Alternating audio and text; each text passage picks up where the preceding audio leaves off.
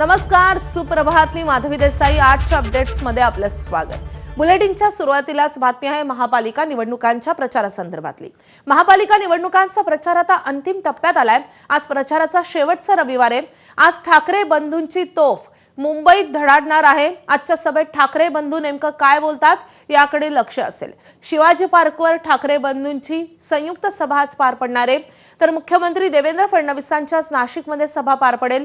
पिंपरी चिंचवडमध्ये road show होईल आणि सायंकाळी पुण्यात त्यांची मुलाखतही होणार आहे.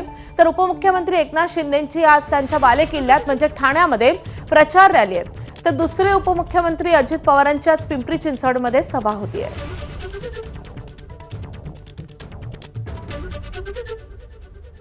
तर नाशिक नंतर ठाकरे बंधूंची तोफ आज मुंबईत धडाडणार आहे.